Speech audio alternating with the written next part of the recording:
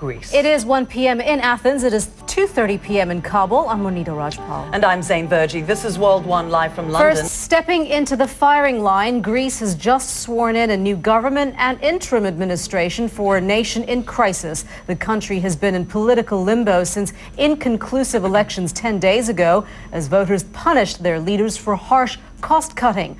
The results meant no party was able to form a government. Now a caretaker administration will run things until new elections are held in exactly 1 month. The power vacuum raises serious doubts about Greece's ability to meet its debt obligations. With that comes the risk that it will be cast out of the Eurozone, and many fear that if that happens, a domino effect could trigger financial crises across Europe. Europe's political leaders are certainly shying away from admitting that Greece could certainly be forced out of the Eurozone, but business leaders have already begun planning for it, and we're joined by Nina DeSantis from CNN's World Business Today with more on that. So are people actually preparing for a Greek exit or Grexit? Yeah, the unfortunate sobriquet that it's been given. Well, Angela Merkel, the German Chancellor, is no stranger to unfortunate sobriquets herself. Famously, she was once part of that. Keep her eyes fixed on those two issues. Certainly lots of stories for you to be covering on World Business Today a little later on today. Thank you so much for that, Nina. 17 years ago, nearly 8,000 Muslim men and boys were executed in the Bosnian town of Srebrenica. Now, the man accused of the worst atrocity in Europe since the Second World War, Ratko Mladic, must answer for what he did. The 1995 massacre at Srebrenica is the focus of today's proceedings at a special international court in The Hague. We're saying there's only day 2 of the trial, but Mladic's behavior in court has already caused outrage. CNN's Nick Robertson joins us now on the phone from The Hague with more on that. Nick.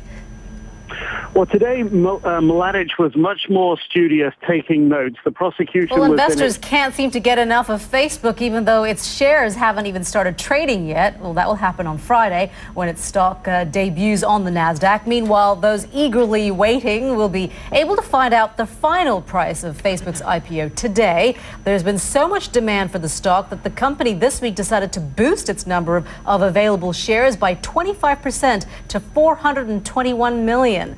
Christine Romans joins us now from New York with more on that. So where is this eagerness coming from? Are they all hoping to make a quick buck? I think so. I mean, I'll tell you one thing. In this country, at least, there are some people who talk about the Facebook IPO like they raised a really interesting point there, because at the end of the day, granted, people understand Facebook, but good trading doesn't necessarily. It also talks about how well a company does and how much money a company is able to make. And when we look at the advertising dollar, which is how Facebook earns its money, it doesn't necessarily do as well as, say, Google.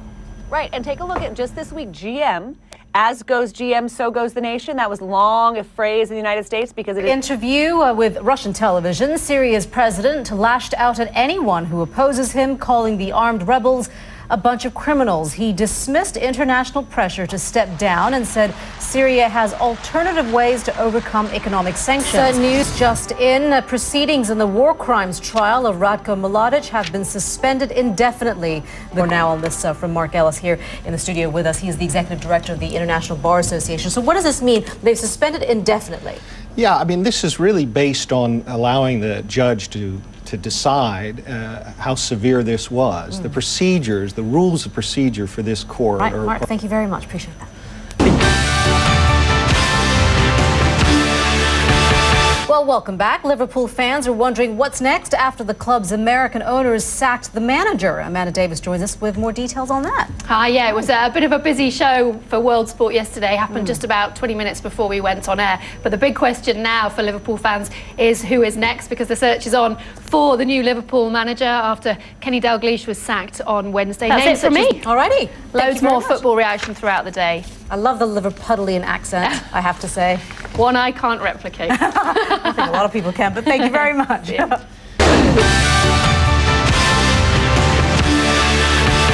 Sun, Sea and Stars, the 65th annual Cannes Film Festival kicked off on Wednesday with quite a bump or a hump of sorts, shall we say. Sacha Baron Cohen, a star of The Dictator, turned up in full costume as the character in his latest film, together with his camel. Yeah, only in Cannes, I guess. 22 films, I should say, are in running for the coveted Palme d'Or Award, and the competition opened with the screening of Moonrise Kingdom, directed by Wes Anderson. It's a star-studded cast, which includes Bill Murray, Bruce Willis, and Tilda Swinton. But what has many people talking is not so much which films are in the running, but rather which aren't. The festival has come under fire for not including any women directors in its main competition lineup. The jury of 9, including German actress Diane Kruger and designer Jean-Paul Gaultier, will screen 21 more films and announce the winners on the 27th of May. And of course,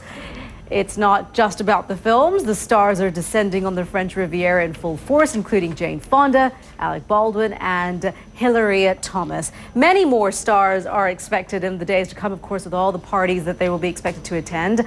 They will be surrounded by scores of photographers, the paps, as we like to call them there. Zain?